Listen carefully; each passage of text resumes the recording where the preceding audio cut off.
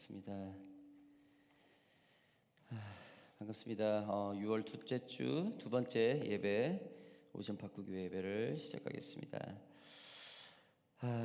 자, 어떻게 롱 위켄드에 어떻게 잘 지내고 계십니까? 예. 너무나 감사합니다.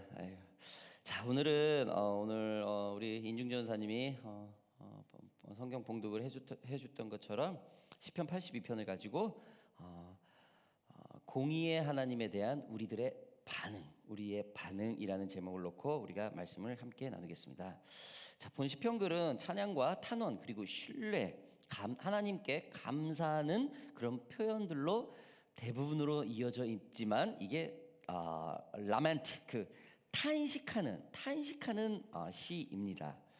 공정하지 못한 세상의 이런 언밸런스, 이 불균형 등을 하나님께 고백하고 탄식하는 그러한 내용이죠. 우리가 지금 현재 살고 있는 이 나라는 법치국가로서 법을 수호하고 법을 우선시하고 인권을 보호하려고 최선을 다하고 있는 나라이죠. 즉 법치국가이죠. 그러나 우리가 이러한 법치국가에 살고 있으면서도 우리는 때로는 억울하고 그리고 실질적인 권세와 권력을 가진 자들로부터 불이익을 가질 때가 종종 있습니다.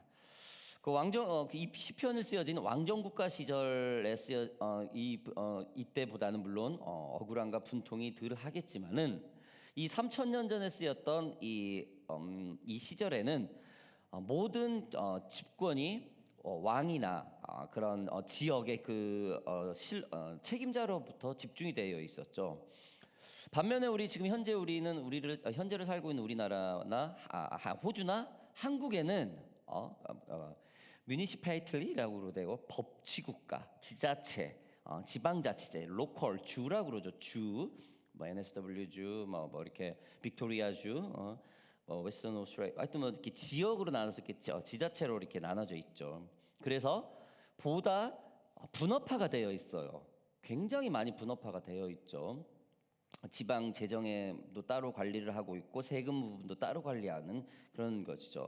왜냐하면은 자꾸 이렇게 분업화가 되어야 한 개인에게 돌아가는 그 영향력과 이득이 좀 더 많기 때문입니다. 물론 이제 이러한 법치국가에 살고 있는 우리도 때로는 법의 사각지대를 지날 때가 너무 많아요. 그래가지고 교회나 No Government Organization, 그러니까 NGO 단체라 그러죠. NGO 단체 같은 데서 봉사활동이나 서포트 같은 걸로 해서 법의 사각지대를 메꿔가고 같이 디벨롭 시키는 그런 현실에 우리가 살고 있습니다.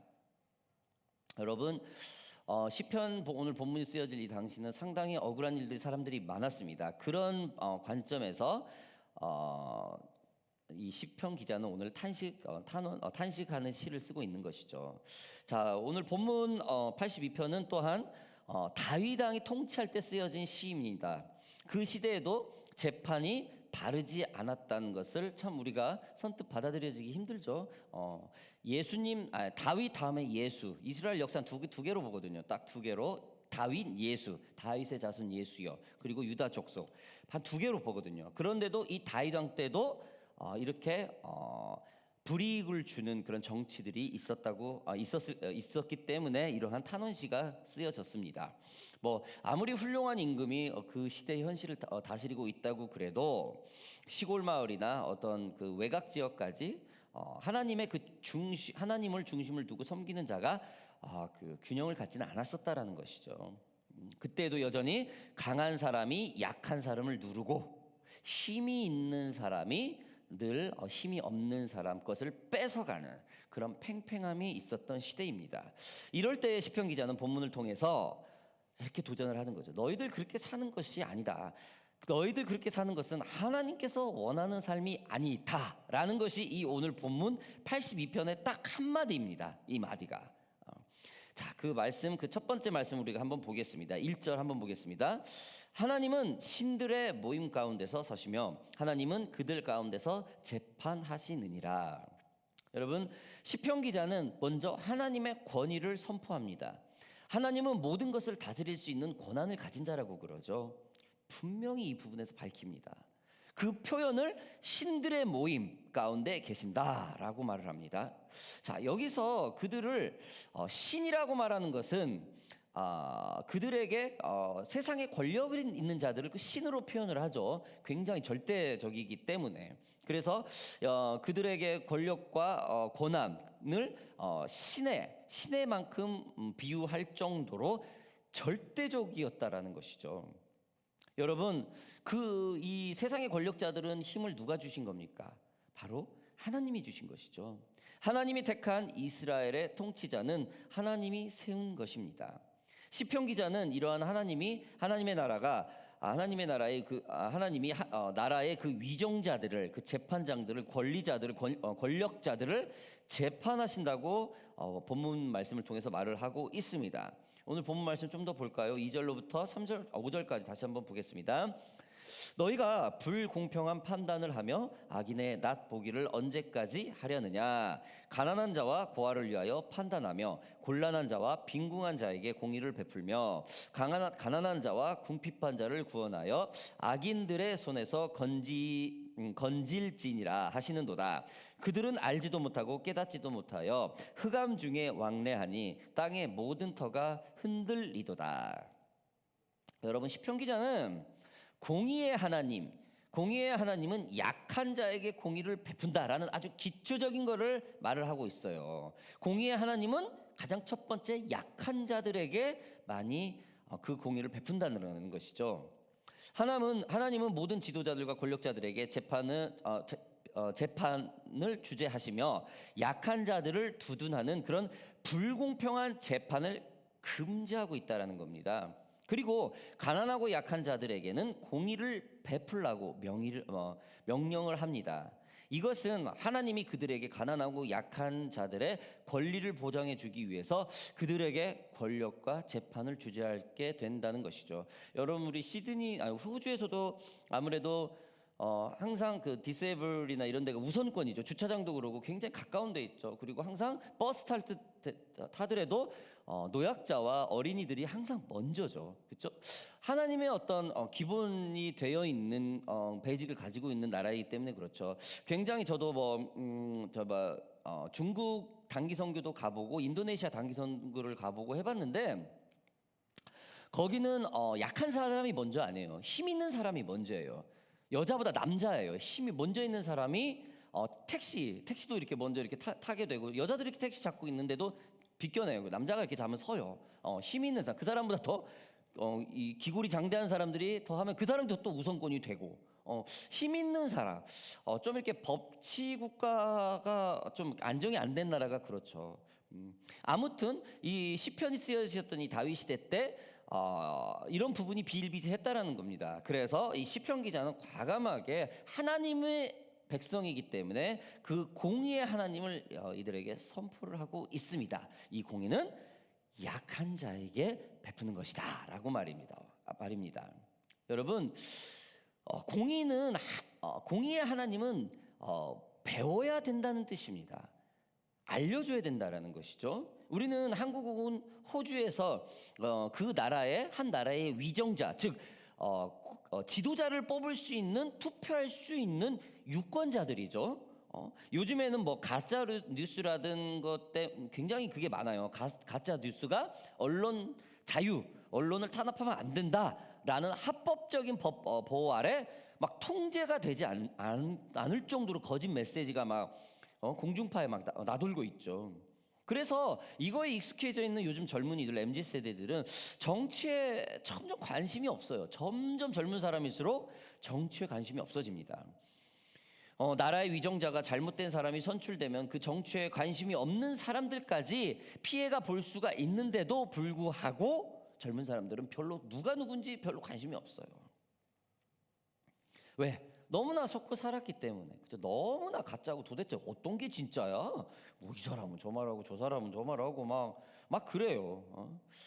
아무튼 뭐 우리나라의 어떤 위정자 법을 분별력 우리는 어떤 나라의 그 지도자를 뽑을 때 분별력과 어떤 정확하게 그 사람에 대해서 알고 있어야 됩니다. 그래야 정확한 지도자를 우리 손으로 선출할 수 있게 되는 것이죠. 이러한 분별력의 기준이 뭡니까? 우리 크리스찬은 바로 하나님의 공의가 되겠죠. 왜? 지금 첫 말씀드렸던 것처럼 하나님의 공의는 약한 자들에게 향해 있기 때문이죠. 여러분, 전 뭐 아이가 여기도 이제 자녀를 가지고 있는 다 둘이구나 다들 저희도 둘이고요. 자녀를 길러 보면은요. 비교하는 것은 아닌데 특별히 특출나게 이렇게 잘하는 아이가 있어요. 그죠? 어떤 거로 해서 그렇다 해서 이 아이가 어떤 아이는 우리 아이가 둘 중에 하나는 잘하니까 뭘 잘하니까 이쁘고 한 아이는 뭘 못하니까 안 이쁘다 이건 아니잖아요. 그런데 약한 자한테 더 마음이 더 가요. 약한 자에게 조금 더 챙겨줘요. 그렇게 되죠. 왜? 자기 걸 잃기 때문에. 그게 우리가 쉽게 지금 오늘 시편 82편 초반에 말하는 공의의 하나님은 약한 자에게 베푼다라는 그런 어떤 우리가 적용해 볼 수 있는 쉽게 적용해 볼 수 있는 그 좋은 예일 겁니다. 아무튼 이 정확한 우리가 그 공의 하나님의 공의를 알려면은 배워야 된다라는 것이죠. 그게 우리가 가장 먼저 적용할 수 있는 부분이 가정 그리고 우리가 뽑을 수 있는 유권자 정치가들이죠. 우리가 정치가들에 대해서 잘 모르면은 누가 누구를 뽑아야 될지 몰라요, 여러분. 그리고 그 사람이 정확히 공략을 해도 그 사람이 정확한 제대로 된 지도자인지 아닌지는 우리가 분별을 할 수가 없습니다. 근데 우리가 공의의 하나님이라는 것을 중심에 딱 두고 있다면은 그 공의는 분명히 약한 자들에게 향하기 때문입니다. 여러분, 법은 누가 만듭니까? 강한 사람이 법을 만들었어요. 법은 안 배운 사람이 만든 게 아니고 배운 사람이 만든 겁니다. 그래서 법은 대부분이 강한 자와 배운 사람에 집중되어지게 되어 있어요. 못 배운 사람, 약한 사람이 법을 만들질 않았어요. 그래서 자기 거 다 챙기고 약한 자에게 없는 자에게 주게 돼 있어요. 자기 거 다 챙기고 그게 법입니다. 그러나 하나님의 공의는 절대 그렇지 않죠. 절대 그렇지 않습니다. 우리가 자녀를 기르는 것처럼 말입니다. 공평을 가지고 있습니다. 그리고 이쪽이 부족하면 조금 가져다가 이쪽으로 주어서 밸런스를 가지려고 하는 것이죠. 이게 바로 하나님의 공의입니다. 여러분, 만약에 정치하는 후보가 많은 스캔들과 구설수에 있더라도 유권자들에게, 시민들에게, 투표자들에게 이익만 준다면, 베네핏만 준다면은 그냥 그 사람을 그냥 뽑아버리는 그런 자본주의식 그냥 그런 분별력을 가지고 있으면 안 된다라는 것이죠. 뭐 최근에도 뭐 미국도 그렇고 한국도 그렇고 막 한국에서도 뭐 대통령 되기 전에 물론 내가 지금 현 대통령 저기 편은 아니에요. 무슨 연예인 여자 스캔들이 있지를 않나. 무슨 한 20몇 분의 자기 형수한테 욕을 하는 그 녹음된 게 막 알려졌는데도 그분이 뭐 엄청난 득표를 얻었어요. 그러니까 그분이 뭐 스캔들이 있던 사생활이 지저분하든 뭐 여자를 별로 중요한 게 아니라 국민에게 이득을 주냐 안 돼 이 관점으로 봐요. 유권자들이. 여러분 이거는 좋지를 않아요. 그렇죠? 절대 좋은 건 아닙니다. 만약에 대부분이 하나님을 안 믿는 이방신을 믿는 사람들이 그렇죠. 나한테 복을 주냐 안 주냐, 나 부자 되냐 안 되냐 여기에 포커스가 맞춰 있죠. 하나님을 믿는 사람은 절대 그렇지 않죠. 공의, 내가 노력하고 수고하고 최선을 다하고 하나님을 따랐고 그렇죠? 착하게 살려고 몸부림쳤는데 하나님이 리드를 해주는 거예요. 그게 공의예요. 내가 늘 불쌍한 사람들 위해서 약한 사람들 위해서 선행을 저지르고 하고 하면서도 했을 때 하나님이 다 알고 계신다라는 겁니다. 천국을 약속하고 계신다는 겁니다. 이게 바로 공의예요. 이게 정확하라는 밸런스를 가지는 스케일이라는 겁니다. 여러분 세상의 공치는 그렇지 않아요. 지금 오늘 이 순간 여러분과 저는 하나님의 공의를 중심에 두는 저와 여러분들이 되기를 주님의 이름으로 바랍니다. 여러분 항상 약하고 소외된 자들에게 관심을 가지세요. 몸이 불편하거나 생활이 어려운 사람들에게 항상 베푸는 입장이 되십시오. 뭐 대단한 거 아니에요. 그냥 한번 전화해서 통화 한번 하시고 만나서 커피 한잔 하시고 자그마한 선물 빈손으로 사람 만나지 마요. 조그만 거로 꽃 한 다발이라도 그렇죠? 항상 뭐 이렇게 줄 수 있는 그렇게 베풀 수 있는 여유를 갖고 사세요. 하나님의 공의가 베이직이 된 사람은 이런 게 생활이 나오죠. 돈이 굉장히 많아도 이걸 해주는 걸 싫어해서가 아니고 그 베이직이 마음이 없기 때문에 늘 항상 만나면 넉넉하게 사는데도 불평과 불만과 항상 내 하소연 위주로 교제를 하는 사람들이 참 많아요.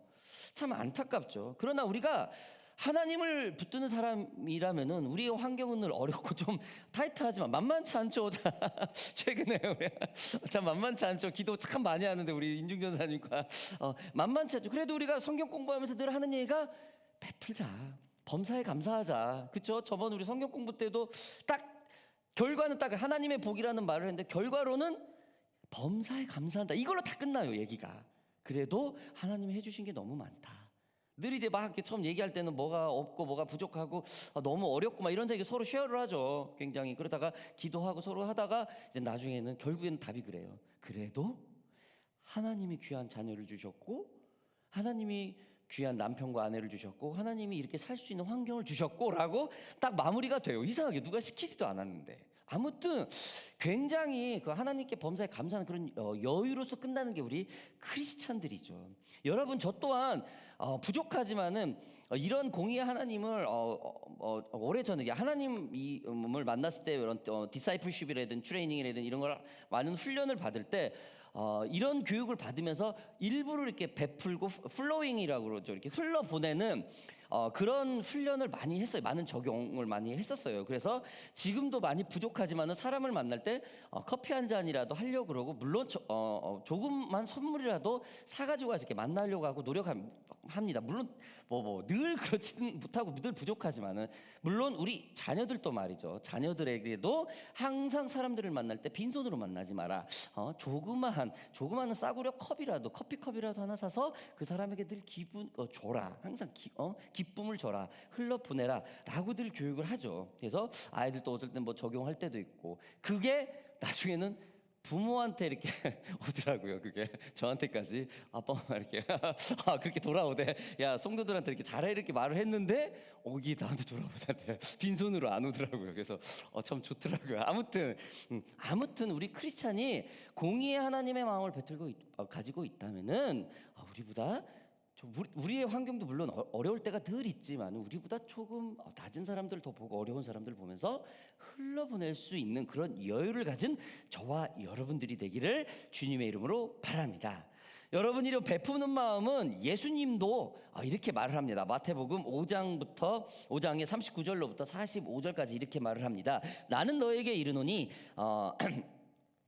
악한 자를 대적하지 말라. 누구든지 내 오른편 뺨을 치거든 왼편도 돌려대며 또 너는 고발하여 속옷을 가지고자 하는 자에게 겉옷까지도 가지게 하며 또 누구든지 너로 억지로 오리를 가게 하거든 그 사람과 십리를 동행하고 내게 구하는 자에게 주며 내게 꾸고자 하는 자에게 거절하지 말라. 또 내 이웃을 사랑하고 내 원수를 미워하라 하였다는 것을 너희가 들었으나 나는 너희에게 이르노니 너희 원수를 사랑하며 너희를 박해하는 자를 위하여 기도하라.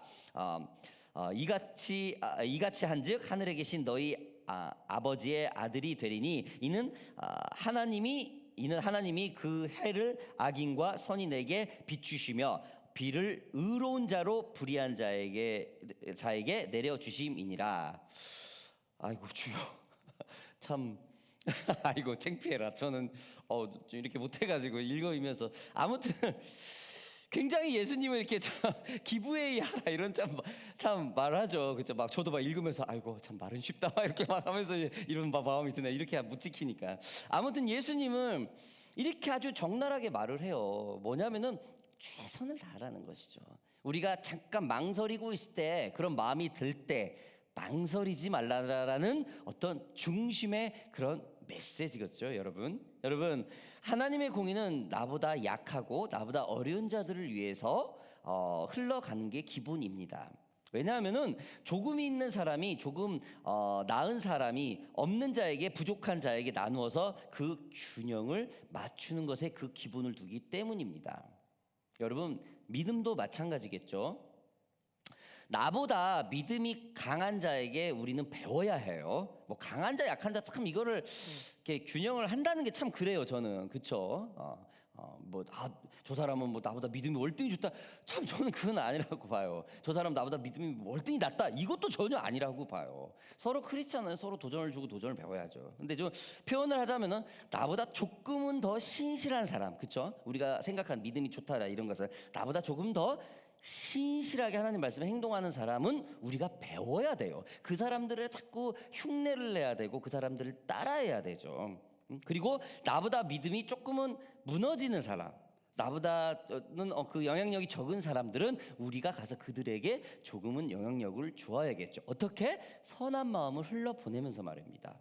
우리의 에너지와 시간들을 다른 이에게 조금은 나눠주어야 될 것입니다. 내 자신도 부족하지만 나보다 더 약한 이에게 다가서서 그들의 필요와 도움을 주어야 할 것입니다. 이것이 주님의 공의가 삶에 적용되는 모습일 것입니다. 여러분, 다시 한번 말씀드리지만 신앙은 유전되지 않습니다. 신앙은 교육되어야 돼요. 저도 모태신앙이에요. 한 번도 지금까지 살면서 다른 신을 믿어본 적 없고 한 번도 일요일 날 다른 종교 단체에 가본 적이 없어요. 평생을 교회를 다녔어요. 기억이 안 나요. 왜 그러냐면은 어머니 뱃속에서부터 교회를 다녔었기 때문에. 그렇죠? 그러나 하나님은, 신앙은, 이 믿음 생활에 대해서는 배워야 한다는 것을 저는 주장하는 사람입니다. 왜? 잘 몰라요. 몰라. 우리가 굉장히 익숙해져 있는 것은 많아. 근데 믿음의 신앙에 대해서 잘 몰라요. 이건 배워야 됩니다.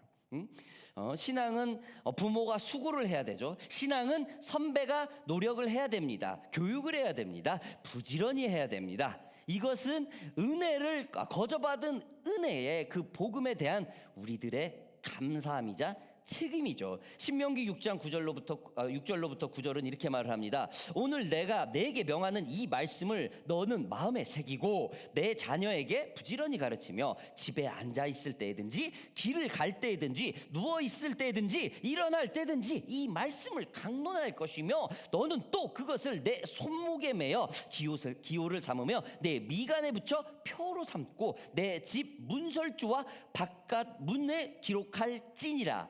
왜? 잊어버리니까. 한마디로 내 환경을 하나님의 말씀의 환경으로 바꾸라는 거죠. 그렇지 않으면 우리는 이렇게 하나님을 잘 배울 수가 없다라는 거예요. 구약에서도 이렇게 주장을 하고 있습니다. 여러분, 한 가지 예로 저희 오션파크 교회는 오션파크 미니스트리로 이 선교 단체로 2019년도에 시작을 했습니다. 이 선교단체는 교회와 조금 성격이 다르죠. 지역교회를 위해서 섬길 수 있는 단체가 이런 선교단체입니다. 파라처치죠. 흘러보내다. 헬라어 말로 파라처치죠. 로컬처치. 로컬처치는 그 지역에 있는 교회를 섬기는 것이죠. 그러나 이 선교단체는 교회를 섬기게 됩니다.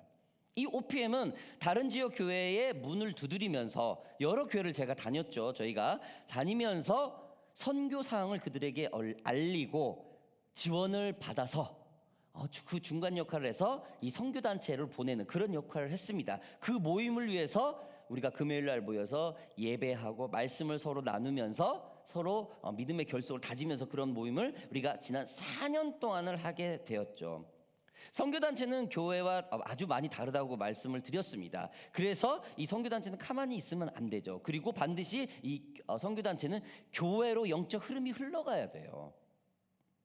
그래서 저는 멜번, 브리즈번, 캔버라 그리고 시드니 지역의 교회들을 등을 지속적으로 방문을 해서 우리의 연결되어 있는 선교 사항을 많이 알렸습니다. 그리고 그들을 선교에 동참할 수 있도록 모티베이션을 그들에게 많이 제공을 했었죠. 그래서 그러나 OPM을 지원해 주는 몇몇 교회가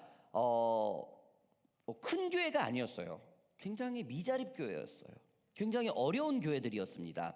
교회 예배당을 빌릴 돈이 없어서 자신의 집 가라지에서 예배를 드리는 그런 교회도 있었습니다.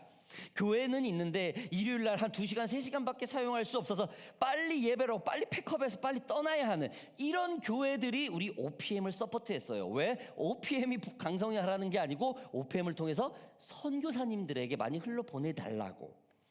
굉장히 어려운 사람들이었죠. 그리고 비즈니스를 하면서 OPM의 영향으로 그 비즈니스를 하면서 비즈니스 시작하면서 찬양하고 예배하고 시작하는 비즈니스도 생겼어요. 몇 번 만나서 크리스찬 비즈니스를 설명을 했는데 멜번 가가지고 그렇게 시작하는 형제도 있었습니다. 중요한 것은 여러분, 이들 모두가 미자립이었고 어려웠다라는 거예요. 차고 넘치는 사람들이 아니었어요. 자기들도 채우기 너무 부족한 그런 사람들이 조금, 어떤 때는 20불, 어떤 때는 50불 아주 정기적으로 끊이지 않고 끊임없이 보내줬다라는 거예요. 왜?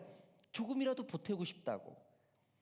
하나님의 그 선교하는 그 선교사님들에서 보태고 싶다라고요. 그런데 코로나가 터졌죠. 이때 그래서 급하게 막 라이브 예배로 막 전환을 했죠. 주위의 사람들이 모두 다 스톱하라고 그랬어요. 교회도 아닌데 선교단체인데 좀 스톱하면 어때? 왜 만나기만 하면 코로나 걸리는데 어떻게 하려고 그렇게 하나, 이런 우려가 있었어요. 그래서 저희 가라지에다 스튜디오를 쳐서 천막 대충 쳐놓고 그리고 1년을 예배를 했어요. 또 여기 우리 엄청 고생했습니다. 에어컨도 없어가지고 우리 인중전사님 찬양 인도 한번 오고 나면 얼굴이 빨갛게 익어 막 숨이 칵칵칵칵 막혀가지고 가끔은 바퀴벌레도 막 지나가다 다니고 거기에서 전 세계로 라이브 스트림을 쐈었었죠. 아무튼 끊임없는 기도와 하나님께 간구하는 모습으로 OPM이 지금까지 유지되고 있습니다. 여러분, 제가 이 말을 왜 하냐면요, 이 적은 교회들, 미자립 교회들이 저희 OPM을 지원했던 이 하나님의 공의스러운 마음 때문이래요. 이분들도 교회 하나만 보면 빈곤해요. 누구한테 받아야 돼요. 그럴 입장에 자기보다 더 약한 데를 흘려보낸다는 거예요. 하나님의 공의가 그들 가슴 속에 있기 때문에 그렇게 보태나요. 그러면서 항상 미안하다고, 많이 못 보내서 죄송합니다. 죄인이야, 죄인. 돈을 보내주면서 미안하대요. 돈을 보내주면서. 그래서 너무 감사해서 한번 갈 때마다 막 고춧가루 사갖고 막 이렇게 막 장 봐가지고, 이제 멜번 같은 데는 다 모든 물품이 시드니 통해서 들어가잖아요. 그럼 멜번 갈 때는 깻잎 같은 거, 그건 야채가 빨리빨리 썩는데요. 그 시드니 들어오니까 야채 같은 거 잔뜩 사가 비행기 타고 갖다 주고 막 그거를 1년에 3번씩 했어요. 이제 브리즈번, 멜번 이렇게 막 사비 털어가지고.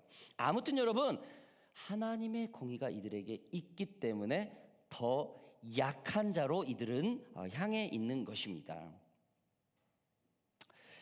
여러분, 하나님에 대해서 배워도 그 깊이는 정말 깊습니다. 참 너무나 따뜻하고 선합니다. 그리고 하나님의 공의와 기본은 나보다도 약한 자에게 베푸는 것이 아주 기본적이란 그 스탠다드라는 것을 여러분 잊지 마시기 바랍니다. 자, 마지막 말씀 보겠습니다. 6절부터 8절. 내가 말하기를 너희는 신들이며 다 지존자의 아들들이라 하였으니 그러나 너희는 사람처럼 죽으며 고관에 하나같이 넘어지리로다. 하나님이여 일어나사 세상을 심판하소서. 모든 나라가 주의 소유이기 때문이다. 여러분, 한마디로 공의의 하나님, 약한 자로 공의를 베푸시는 하나님은 최후의 심판자라는 것입니다. 여러분, 오늘은 우리는 오늘 이 말씀을 통해서 참 좋은 교훈을 얻을 수 있습니다. 우리가 삶을 살아갈 때 이 땅에서 잠깐의 부와 권세 그리고 권력을 소유할 수 있습니다. 이럴 때 우리의 삶은 하나님에 따라가는 삶, 하나님의 그 공의의 그 관점을 잊지 말아야 될 것입니다. 그리고 부할 때나 갓난할 때나 항상 그 중심이 하나님의 그 공의에 있는 저와 여러분들이 되길 주님의 이름으로 바랍니다. 오늘 이 시간 좀 함께 기도하겠습니다.